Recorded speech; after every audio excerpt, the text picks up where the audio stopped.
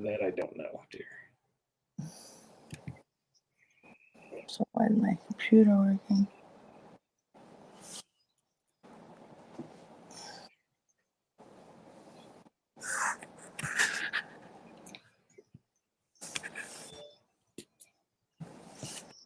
I don't hear music. Hearing anything? No music. I hear you, but no music. Hold on. We're going to fix that. I know what's happening. What? Stand by. Hi, everybody. Hang in there. We'll get this right in a minute.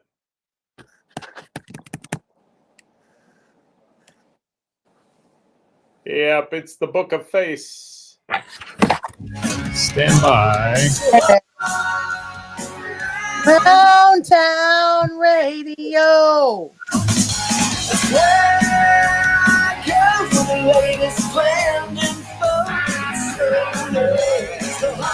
All right.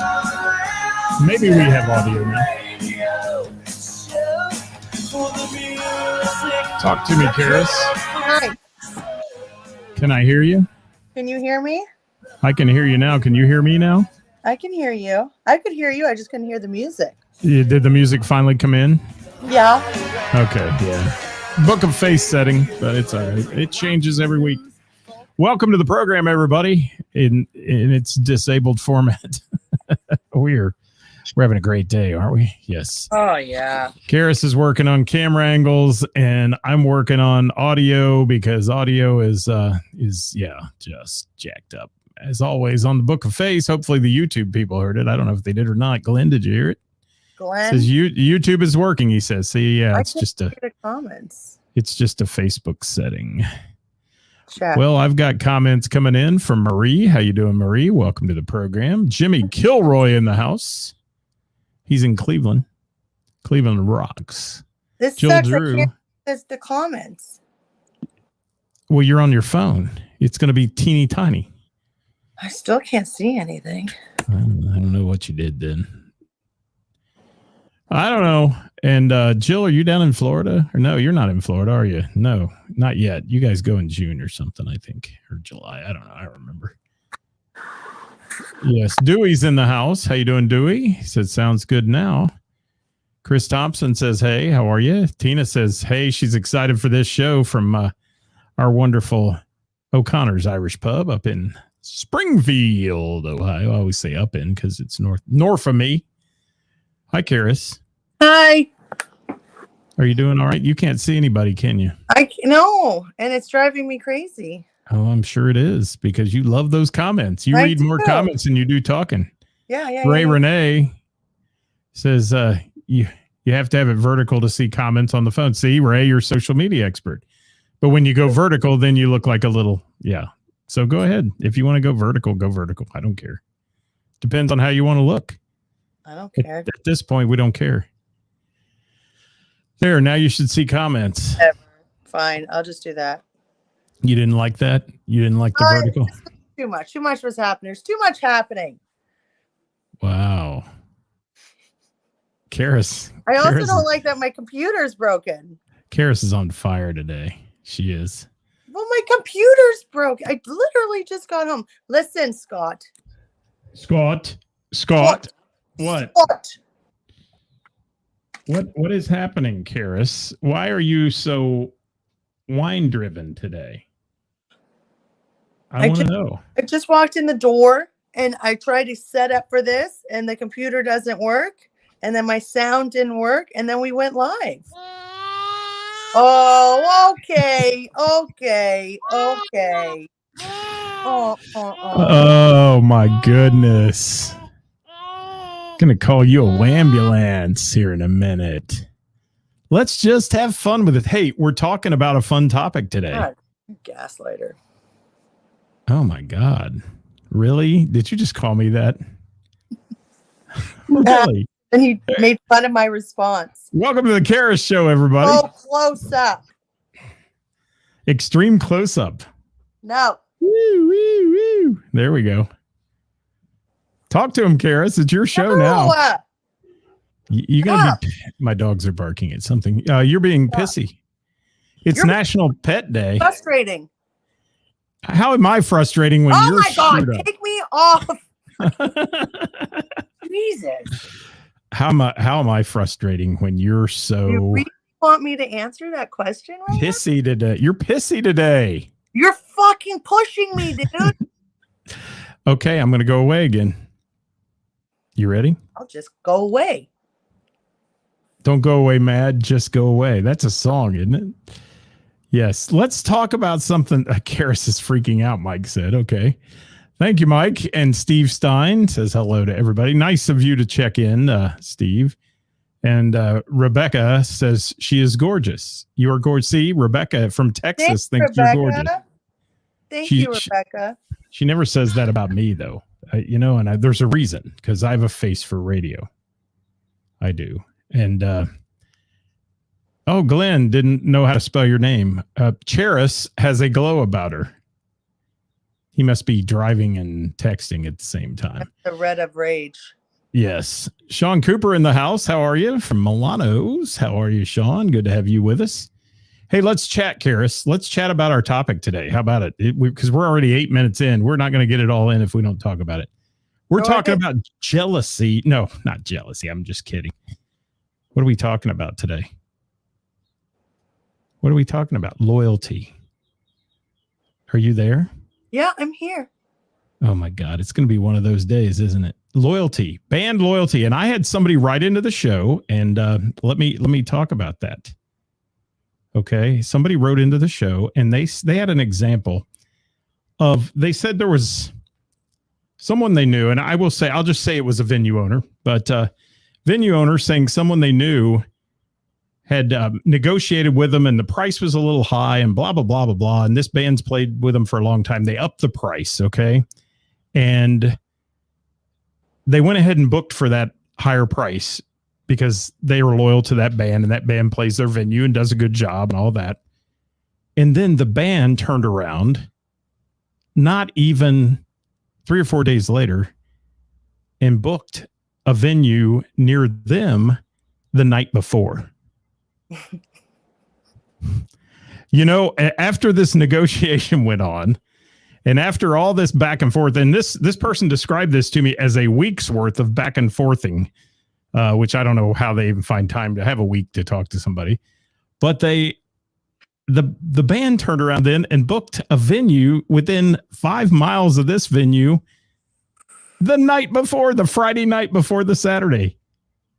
Ugh. What the hell? Is that wow? What happened to loyalty and appreciating what people do for you in the world out there? That's just one example. I've got many that have been sent in, but that was the one that tipped the scale a little bit. Yeah, that's like, now I don't know if people just don't see that as loyalty, or if people don't, or how I don't understand how somebody can't see that as utterly wrong, like disrespectful, lack of loyalty, all of it. It is just not okay to do that by any means. In general, even not like, in my opinion, if you're playing in Montgomery on Friday night, do not book a gig within 5 miles on Saturday night, whether there's a price or not increased. Don't do that.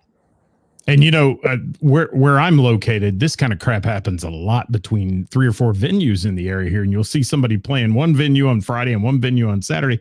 And I don't care who you are, even if you've got a good following, that's going to take your crowd away. That's going to take some of the crowd from one or the other. Probably the second venue, I would assume. Correct. The second venue is always the one that suffers. And that's one example. But, it seems to me like years ago, and again, I go back in time when you used to have house bands and they played 5 nights a week. That's over with. We know that. But there was loyalty to your certain bands and people that came in and did a good job for you and were low maintenance, and the band just came in, played, they brought their crowd, your crowd loved them, and you were always willing to tip your hat to them a little bit and book them because it's going to be a good night for you. Mm-hmm. But I see some of that is going away now, and it's almost like people are booking just to book a show. I mean, if I can get a show 7 nights a week, I'm going to do it. whether it's in somebody's backyard. Which I understand, because I mean, that could be some, a lot of musicians, that's what they do. That's all they do. So I get that. At the same time, I just think there's a real lack of there's just Bob. Thanks, Bob. There's a lot of people really out for themselves, and that's it. And do you see a difference in loyalty? And I saw it change after COVID. I honestly have seen the way of the world changed after COVID a lot. I'll tell you what I experienced during COVID with the Jam. The amount of people, because I was like one of the only places that was booking music during COVID. One of like maybe a handful, but especially in that area, the amount of best friends I had during COVID, and then I would book them. Some of them would try to escalate their price on me during COVID when I was shut down for 2 months. They'd be like, well, I want this price. What is she saying? I've had other bar owners give bands more money in return, not allowed to play. Experience during COVID with the Jam. Sorry, I got to turn you down in my monitor here. Yeah. Then as soon as COVID was done and everything opened up, I never heard from them again. As soon as I gave them a gig, I never heard from them again. And the best ones were people that were like, well, we usually charge this. I'm like, well, I usually have an open bar, so I don't know. But there was a lot of fake lack of loyalty, because as soon as, they didn't need me anymore, they were gone. And interestingly enough, Tina, we're going to get back to your topic, because I want to talk about that. And that's a whole nother animal, and money is another factor as well. And we've talked about that on the show, where a band will book one venue for this price and the venue right down the road the night before for, $500 less or something. And that's just wrong. And if you don't think venue owners talk, they do. I mean, they end up finding out what you're doing there. And there's, some venues in particular say, we only pay this much for a band. That's all we're going to pay. If you want to play here, that's our fee, that's what you're getting. And I find it interesting that they can go, and I know we're all in business and it's a negotiation, but in Brad's comment there too, I want to throw that up on the screen. Yeah, it's a touchy subject, and one where we need a music representative on. If anybody wants to call in, you can call in and talk via our phone lines. If you want to, Brad, we're not just talking about just lack of loyalty towards venues. We're talking lack of loyalty all around. And I'm going to say it. Some of the venues have this issue as well. I mean, there's venues who do things and will try to outprice you or this or that. There's, it's okay if you're up and you call Ceris and you say, hey, we've got your place booked in May, and we just got an offer to open up at, Riverbend or something, and it's the biggest opportunity we ever had at a band. I guarantee you that she'll work with you and they'll find somebody to replace you and those kind of things. That's not, as long as it's not happening every time you play there, it's not a big deal. But there's so many people out there now who are just seem to be in it for the ME, and not realizing it's big picture. And I know this is a touchy subject. People are going to get pissed about it, and that's why we're here to talk about it. And if you've got a comment or a differing opinion, throw it up there. The funny thing about loyalty is that some, the people that we may not think are loyal to us, I was thinking about this last night, is they probably are loyal. It just turns out they're not loyal to you, if we thought that there was some sort of loyalty. They have loyalty towards somebody else. Does that make them wrong or a bad person? No, it's just we misunderstood the level of our friendship or relationship of what it is. I make a point of being very kind and easy to work with when it comes to bands. If you can't do it, I understand. And if I can't do it, you understand, I feel like I'm very generous but lately I've just had a lot of unfortunate incidences with bands just not, and maybe that's my fault for expecting people to do things or see things the way that I see them, and it's just not coming across that way. Yeah, Mike, that's a good comment too. And we can get into the price and all that. Price is a big factor in anything we do and how much you charge. And, there's people out there I know who are getting booked, and they're like, I get booked 7 nights a week. Well, some of them are playing for $50 and a slice of pizza. And if you're trying to make a living, I get where that's the used car salesman out there unfortunately selling you a bill of goods. Nobody has to lower their price at all. And just like venue owners don't have to book them. If the venue owners can't afford you, then they just won't book you, but it was nice to be able to work with people who were willing to lower it, because obviously the money coming in for me was way lower. So my budget went from, for a small period of time, it went from something to something else, Right. Tina, tell us, let me ask Tina a question. I have 99%, 95% of the bands I work with are insanely loyal, like insanely loyal. And Tina, I'd like you to answer a question, if you could, for me. What makes a band, to you and your definition, as loyal to your venue? Give us some examples of a band that would be loyal to your venue. And I think people need to hear from the venue owners aspect on this as well. And then those of you that are in the music business, if you're out there, especially those of you who play for a living, what makes you feel like a venue is loyal to you? And I mean, I've seen people play at places for a year solid, and then it just has to eventually wear itself out and it goes away, and there's no hard feelings. People just part their ways and they go somewhere else and play for a while and those kind of things. But some people get butthurt over those kind of deals. And when you're only drawing a couple people into a bar, they're not going to continually book you if you're oversaturated. Things change. That's for sure. As long as you're honest and kind about it. Let's see. We've got all kinds of comments rolling in here. I wish I could see them.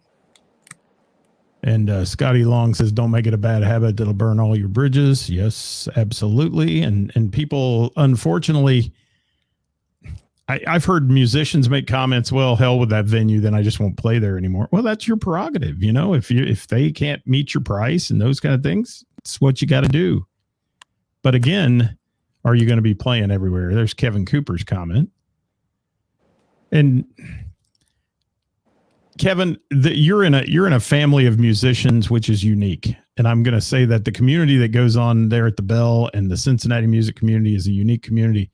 And not everybody bought into that. Not everybody drank that Kool-Aid, I don't think, on getting everybody back up and running. And that, I mean, you saw a lot of people just getting hateful when bands were getting booked and they weren't, and all that. And just because you're not playing doesn't mean you jack the price up during COVID and all those things. I mean, that's kind of a slap in the face to the venue owner who lost 2 months of their income. That's my opinion only, but Ceris is nodding.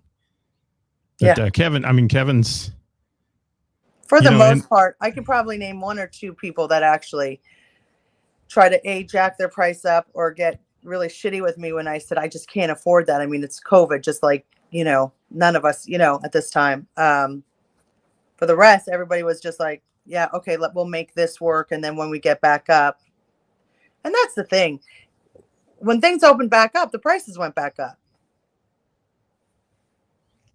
Right. And I get that, Jimmy. I mean, it's the whole package. When a venue's paying you, they're paying for load in, load out. They're paying for whatever you bring, sound, lighting, everything you want to bring with you. That's included in your price. And you price that accordingly as to however you see fit. And whether the venue can meet it or not is their choice. And sometimes they will, and sometimes they won't. And that's just Jason Roy said, you get what you pay for. We are so far behind in comments. I'm getting some really good ones, though. Let me throw Steve Black up here. It's a huge comment. It covers us all up. But that's interesting as well. And you're right, Steve. There hasn't been that big of an increase for musicians since the 80s. It's still pretty much where it's at. I agree with that 100%. Music is something that has never really increased in price, but where is the breaking point? I guess I'm going to ask you. I guess the breaking point is what that venue can afford. Right. And if that band wants to work, I mean, I've had a bunch of bands that's raised their prices. Some of them I know raised their prices because they think for me, but then kept it for other places. And those people, I just don't book. And there's some bands, I mean, I just can't afford them, so I just don't book them. And what I've noticed too, Ceris, and I've noticed out there, and I hate to get this thing going into price because but there are some bands that command a big dollar, but many of them, this is not their living. Yeah, there's a handful of bands that charge an obscene amount of, in my opinion, a lot of money. That I have kept on the roster that I just don't think is necessary. But I think, but to each their own. It's up to them. They get to decide what they want to charge, and I get to decide if I'm going to book them. Yeah, and Troy, that's a whole nother angle there about whether you get an answer back from the venue, and we've been down that road a couple of times on the show and about bookings. Well, to be fair, I think a lot of reasons why people, for me, a lot of the times when I see a number, I mean, I 100% try to respond every time, but it would be disrespectful in my mind. It's disrespectful to respond to. If a band was asking, I'm just throwing a number out there, $1,000, and I could only afford 500. I mean, it would just be, to me, it's just disrespectful for me to be like, oh, I can only give you 500. You want to do it for 500? I don't want to do that to them. And I don't want to put buying a used car. You have to be like, no, you know what I mean? Like, that's just awkward.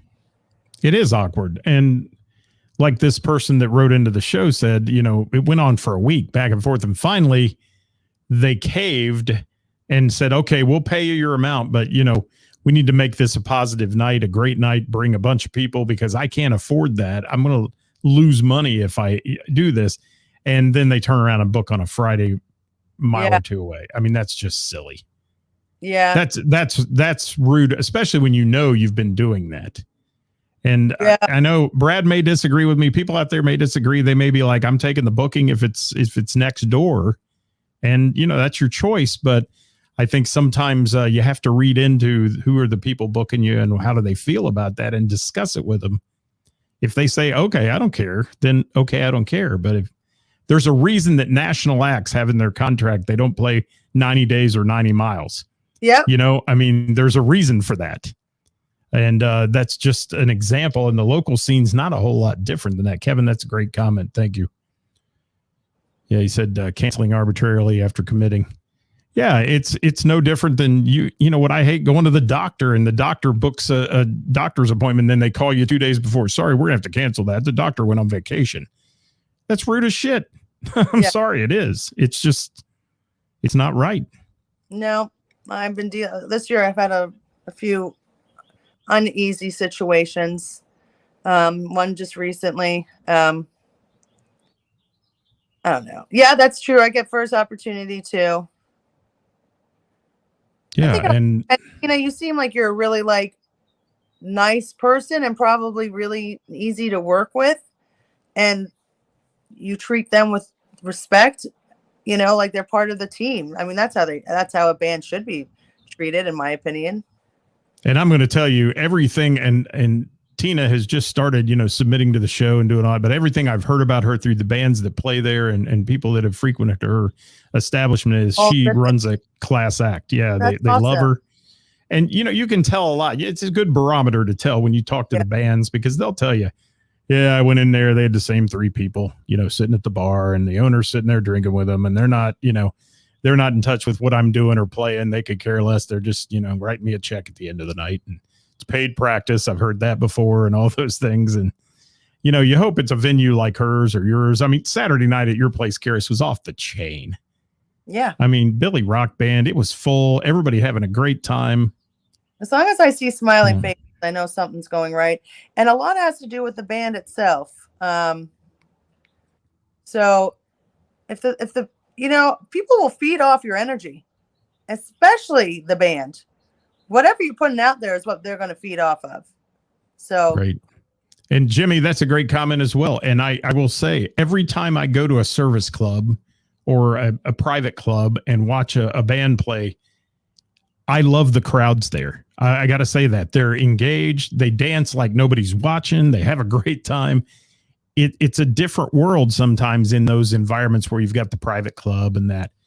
And I will say, though, the private clubs that I've been into recently, are putting a whammy on some of the bars because they're booking good music. They're having affordable drinks and it's tough. It's the competition for dollars right now. People are tight and they're going to places where, I can buy a bucket of beer for $10.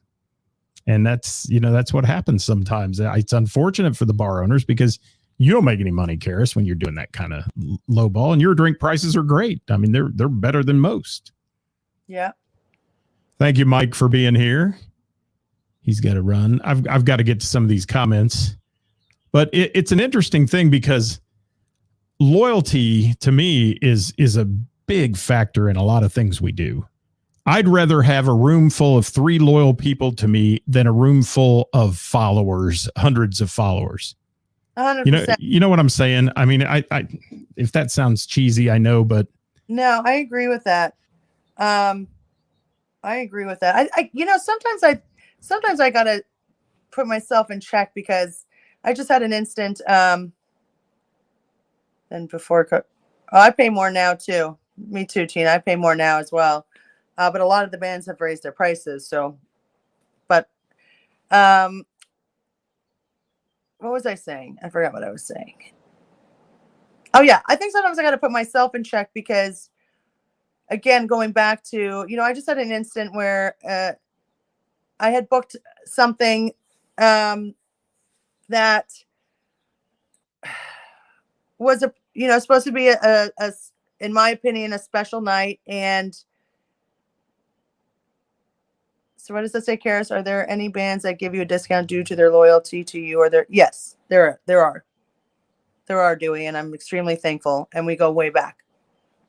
And that's okay. I think that's perfectly acceptable too. And that's kind of part of this whole dynamic. When we have a good night, it's with anybody, but when we have a good night, I give them more money. So as long as my numbers are like at a certain amount where it's like fits into my budget, I'll give them more money. I just have to have a base of something so that way, just in case it turns up for some reason a super slow night, that I don't lose too much money. Thanks, Brian Scott. Good to see you on here, man.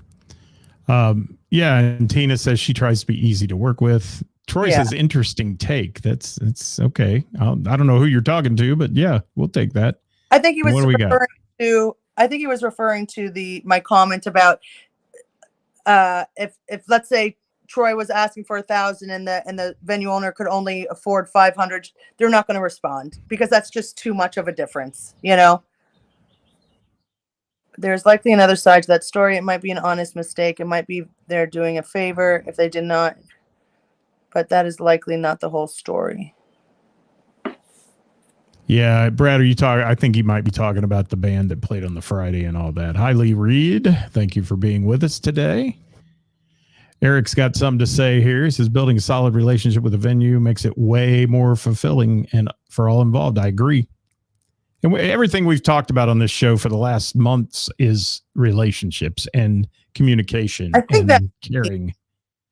I think that's key to a very happy business relationship. I mean, that's the thing. Whether it's a business relationship, an intimate, whatever it is, it's healthy to have one. I'm finding it. I mean, I'm surrounded by amazing people. There's always going to be some bad apples. There's always some people that I notice aren't loyal to me. Does that mean that they're not loyal people? No, that doesn't. They could be loyal to somebody else. I thought they were loyal to me, but they're not. Okay. Now I know. A lesson learned. I just had an instant where I was like, what the heck? Something was booked. And then I find out that they booked the exact same thing, but at a time where it could damage something that was already previously booked. And I was like, wow, I would never think of doing something like that. That doesn't cross my mind, but that's just me, well, that's embarrassing. It is. And that happens. That owner should be embarrassed if they're, I don't drink. So, every once in a blue moon, I might have a drink, but that's not good. Yeah, and Chris Reese says definitely places they like playing more than others for several reasons. Yeah, that's a variety of reasons, I think. From the stage layout to the crowd that frequents the place and all those kind of things. But I agree, Chris Reese, being easy to work with goes a long way. And one thing, these bands, like Chris has a lot of moving parts to his band, a lot of people in it, and they throw the price out, and that's where it's at, you know? Yeah, Chris is very easy. That band is very easy and extremely accommodating to work with. They really are, for me. Yeah. And Tina, I want to go when you're there. We want to have a party sometime when you go to Ceris's bar. Oh, absolutely. I do. You know, I think you and I would get along great because we do the same thing. I love to, man, if I'm enjoying the band, whether they're at my bar or not, I'm tipping them.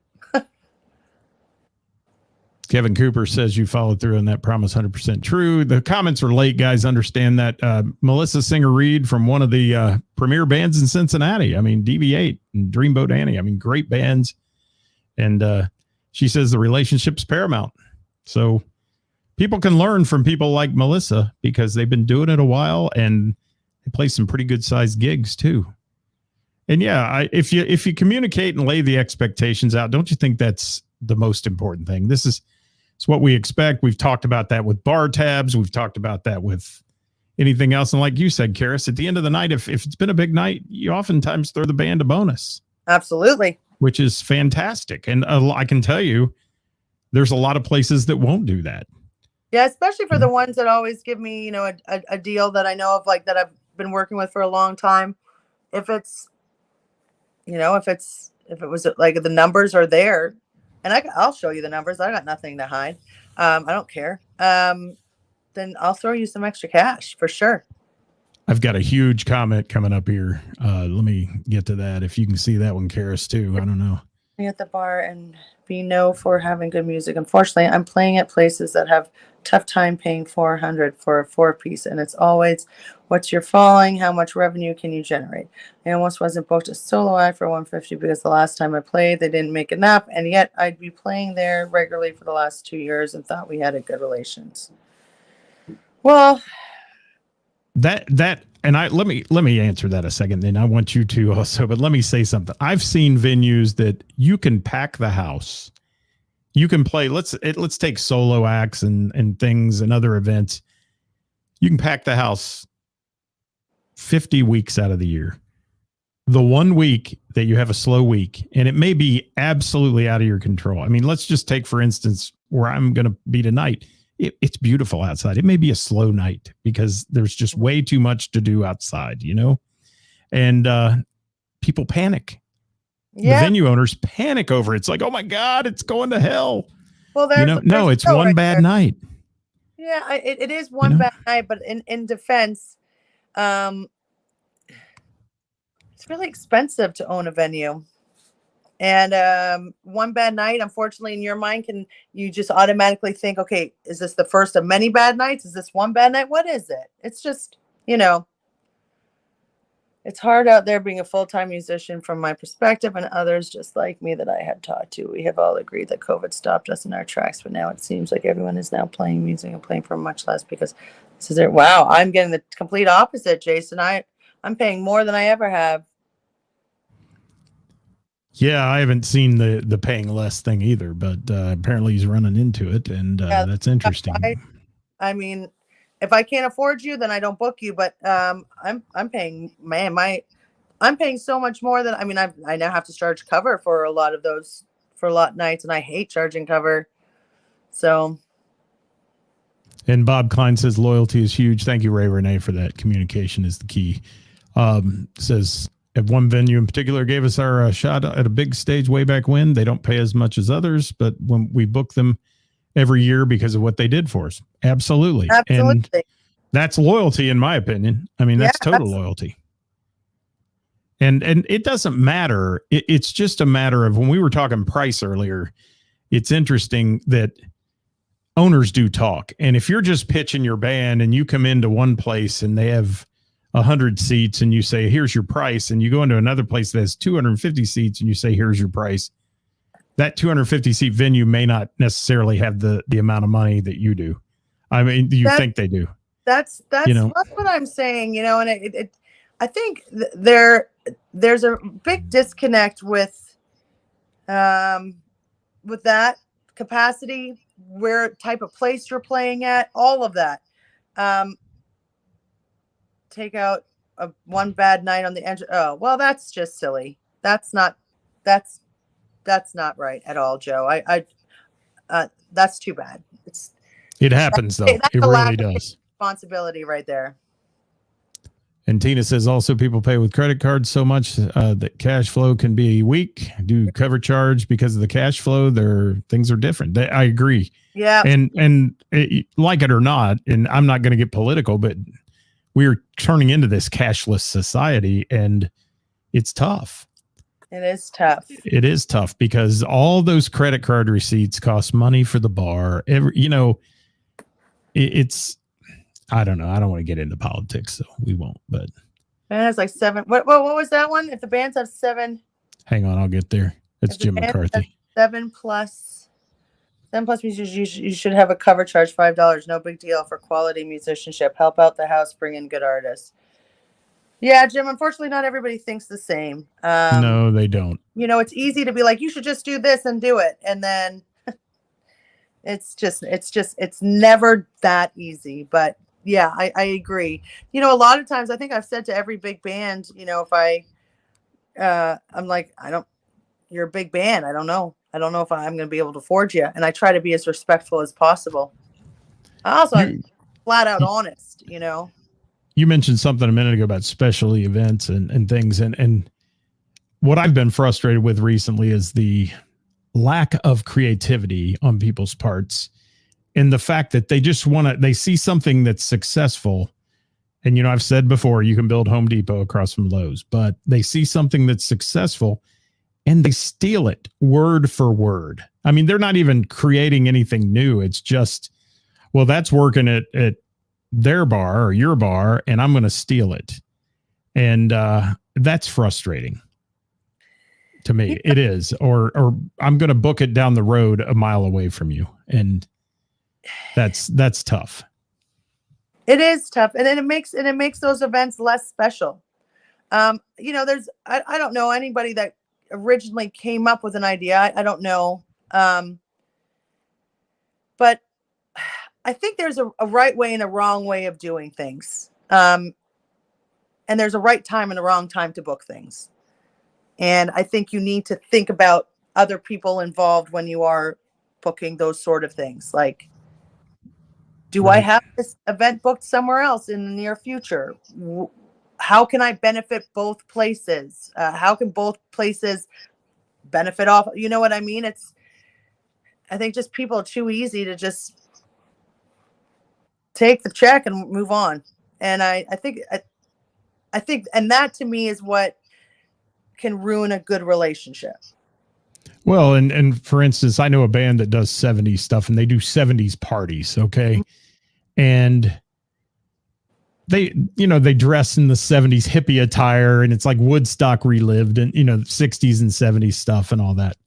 So I'll be damned if somebody didn't take that idea and bring another band in who doesn't do 70s music. They normally play a wide variety of stuff and told them they're going to play 70s music that night. Right. And we're going to do it right down the road. It's like, be creative, do something a little different. You can change it up a little bit and make it look like you're not copycatting. I mean, that's what I see. And it's brutal on the people who come up with those things. And I get it. But, in this industry, everybody sort of shares the ideas. Like I get it. But it goes back to, okay, if you're going to do it, pick the right time to do it. Just be respectful about it. You know what I mean? Just right. There's just a right way. There's a way to be loyal to both places and think about both places when making a buck, in my opinion. Absolutely. Well, we've about wore it out, I think, today. Have we? Yes, we have. Well, how about we do a little this or that, Scott? Oh, I put you on the spot last week, so I'm going to get on the hot seat. All right, here. Are you ready, ladies and gentlemen? I would like a drum roll, please. Hold on. Let me find your drum roll. All right. Starting with music. Are you ready, Scott? I'm ready. This or that. Classic rock or country? Classic rock. Alternative or dance? Alternative.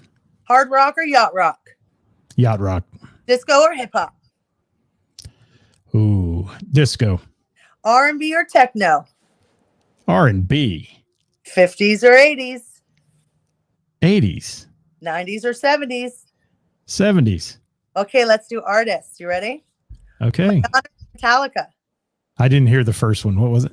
Oh, Madonna or Metallica? Metallica. Yeah. AC/DC or Rum DMC? Oh, AC/DC. Okay, ZZ Top or Aerosmith? Ooh. I'm going to have to go ZZ.